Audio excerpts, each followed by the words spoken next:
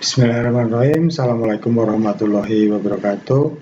Kembali bertemu dengan saya. Kali ini kita akan membahas mengenai security system e-business untuk mata kuliah e-business pertemuan ke-14 ya. Seperti yang kemarin pernah kita bahas, apa itu keamanan sistem ya. Di sini pendahuluan faktor keamanan, pengelolaan dan penjagaan keamanan secara fisik. Nah, itu fisik itu komputer sendiri. Komputer itu sendiri ya dijaga secara fisik, jangan sampai dicuri.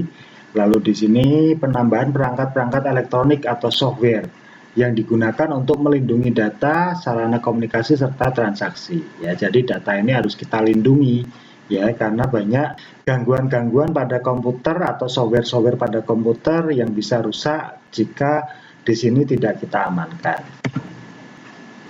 Pilar keamanan sistem e-commerce. Nah, di sini ada authentication. Nah, di sini identitas pengguna atau pengirim. Nah, ini komunikasi menggunakan email biasanya, ya.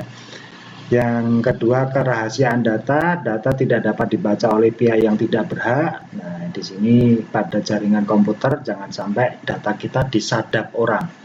Ya. Keaslian data atau integritas. Di sini data tidak dapat diubah secara tidak sah. Lalu yang keempat, anti penyangkalan, non-repudiation, yaitu tidak ada penyangkalan pengiriman data dari pihak penerima terhadap pihak pengirim. Ya, jadi di sini intinya komdat atau komunikasi data antara pengirim dan penerima harus lancar, aman. Di tengah-tengahnya tidak ada orang yang mensadap data kita. Misal data kita tersadap, itu tidak bisa langsung dibaca oleh mereka. Ya. Nah, di sini ancaman ada, solusi keamanan ada, fungsinya ada, teknologi ada. Di sini ancaman pencegatan data, pembacaan dan modifikasi data. Nah, solusinya data harus dienkripsi. Fungsinya untuk menyandikan data. Teknologi di sini macam-macam ya, ada enkripsi simetrik, ada enkripsi asimetrik. Di sini dicontohkan ada DES, ada RSA, ada PGP dan lain-lain. Lalu ada kecurangan, fraud yang dilakukan oleh orang-orang yang identitasnya tidak diketahui. Nah, di sini harus ada autentikasi. Ya, fungsinya melakukan verifikasi terhadap identitas pengirim dan penerima. Nah, teknologi yang digunakan bisa teknologi digital atau tanda tangan digital, atau deteksi wajah, atau deteksi retina dan lain-lain. Akses yang tidak sah oleh seorang terhadap data milik orang lain. Nah, di sini solusinya menggunakan firewall. Ya, firewall di sini digunakan untuk menyaring serta melindungi lalu lintas data di jaringan. Ya. Teknologinya menggunakan software firewall di sini. Istilahnya firewall memang tembok api. Di sini fungsinya untuk menghadang, ya, menghadang orang-orang yang tidak mempunyai akses ke sistem kita. Kripto, ya, di sini adalah algoritma untuk proses keamanan komunikasi data dari pengintipan atau pembajakan oleh orang-orang yang tidak berhak. Nah, jadi kripto ini adalah metode enkripsi, ya. Dia adalah algoritma pada suatu bahasa pemrograman. Jadi kalau kita belajar program, itu juga belajar kriptografi juga, ya. Di sini dijelaskan sangat dimungkinkan dengan hadirnya komputer-komputer yang memiliki prosesor berkinerja tinggi dan memiliki kemampuan pemrosesan data yang tinggi, merupakan salah satu cara untuk melakukan autentikasi terhadap pihak-pihak yang terlibat dalam perdagangan elektronik. Nah, jadi di sini kita amankan data kita menggunakan algoritma pemrograman untuk mensandikan data. Ya. Nah, ini contoh-contoh algoritmanya. Ada DES atau Data Encryption Standard.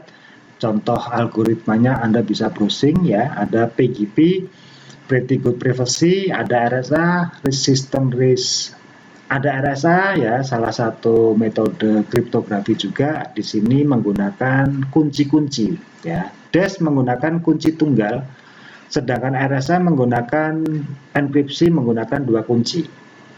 Maksudnya kunci tunggal itu antara pengirim dan penerima data itu menggunakan kunci yang sama atau password yang sama. Sedangkan untuk RSA ini, pengirim punya password sendiri, penerima punya password sendiri. Nah, dua kunci itu bisa digunakan untuk membuka algoritma kriptografi ini. Ya, Anda bisa browsing ini. Dash itu fungsi pemrogramannya seperti apa. Misal Anda menggunakan Java, kriptografi di Java, Dash itu seperti apa, PGP itu seperti apa, RSA itu seperti apa. Ya. Nah, ini secara ilustrasi.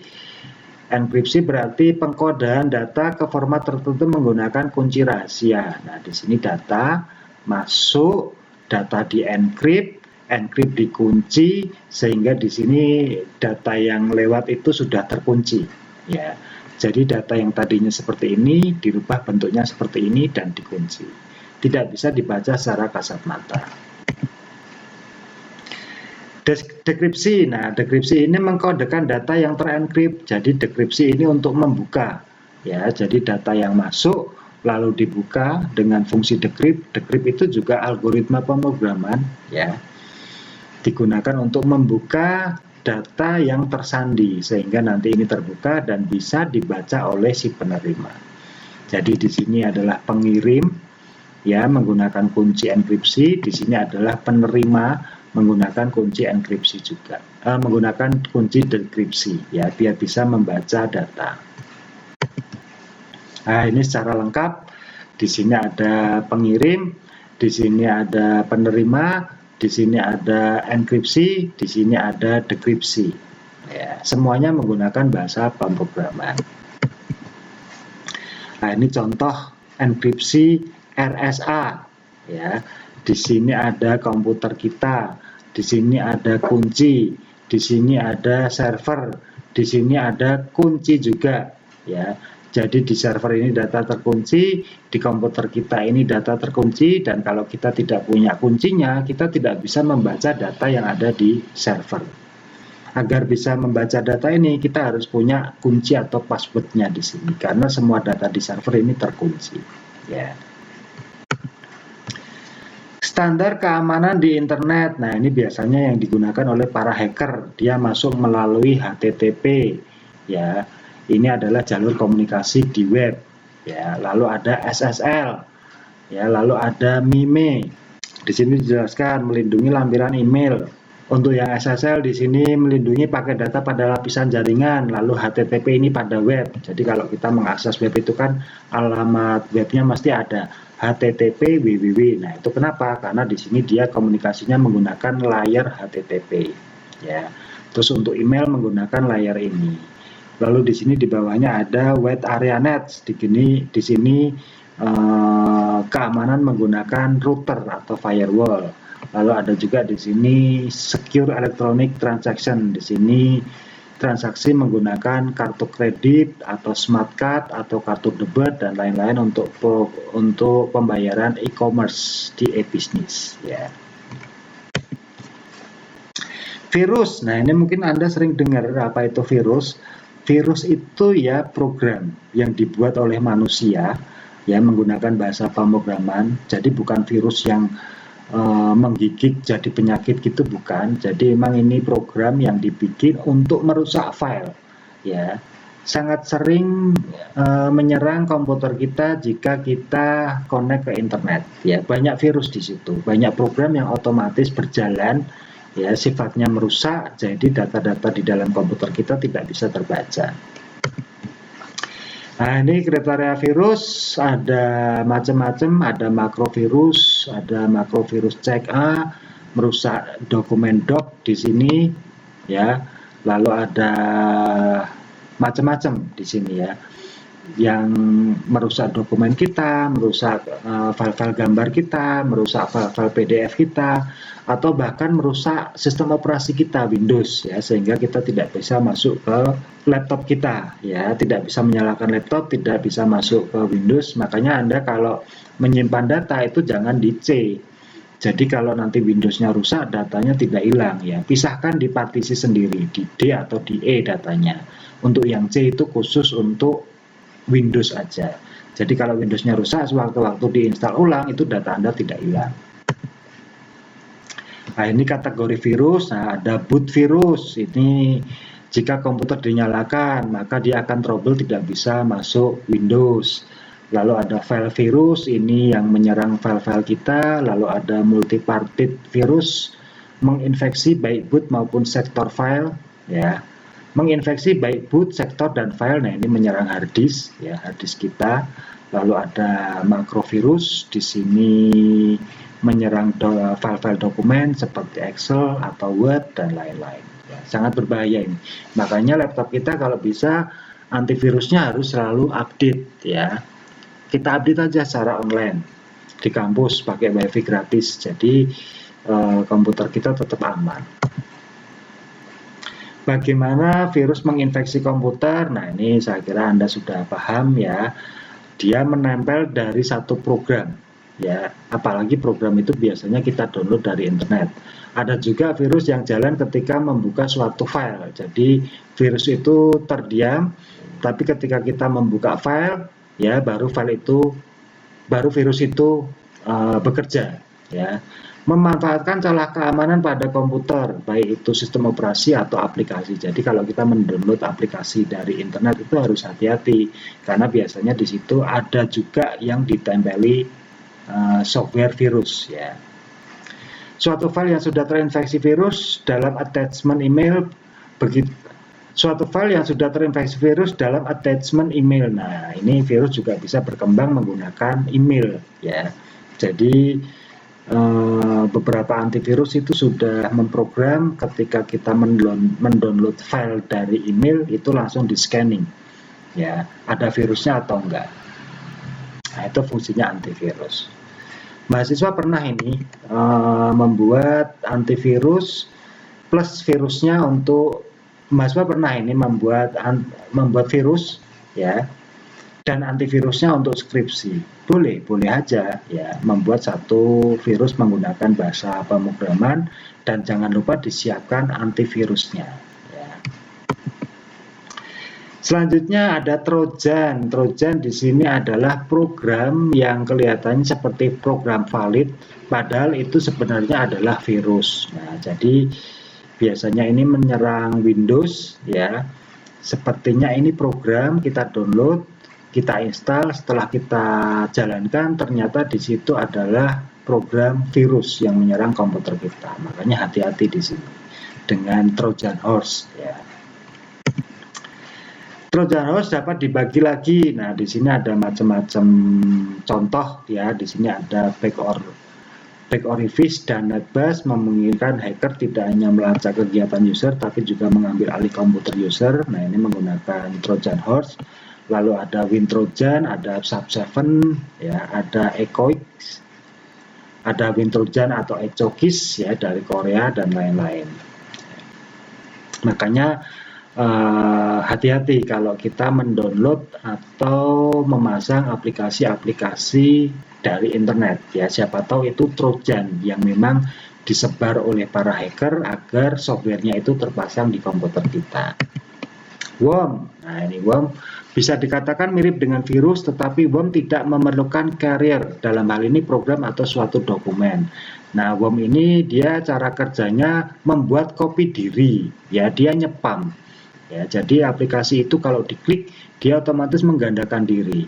Jadi komputer kita bisa terasa sangat berat, ya, karena di sini dia bergerak terus, menduplikasi diri terus di dalam laptop kita, ya. Ini juga dibuat menggunakan bahasa pemrograman. Contohnya di sini ada eworm, ada eworm explosive, ada eworm pretty pack. Nah, biasanya di sini dia juga masuk melalui software-software dari internet yang kita download atau email dan lain-lain, ya. Penanggulangan. Nah, kalau virus, Trojan, dan worm ini menggunakan antivirus sekarang aman, ya, asal antivirus kita sering diupdate, ya, tidak expired, tidak antivirus lama, ya. Kita update aja secara online. Banyak sekarang ada Norton, ada McAfee dan lain-lain. beberapa software antivirus. Nah, ini yang saya bahas tadi, ada Norton, ada McAfee, ada PC Tools, lalu ada Windows Live, ada Kaspersky, ada AVG, antivirus, dan lain-lain. Cuman ini semuanya ada expirednya ya. Berapa bulan gitu expired, maka kita harus download update-nya. Ya, harus rutin ini. Mencegah virus, membuat orang paham terhadap resiko virus. Nah, ini kalau orang IT rata-rata udah paham ya. Install program antivirus, oke. Update lah secara reguler, oke. Selalu gunakan software patch untuk menutup lubang security. Nah, ini firewall ya. Nah, ini gunakan firewall. Lalu selalu backup data secara reguler. Nah, ini cara gampangnya. Kita pakai hard disk eksternal atau pakai cloud, menggunakan Google Drive dan lain-lain untuk membackup data kita.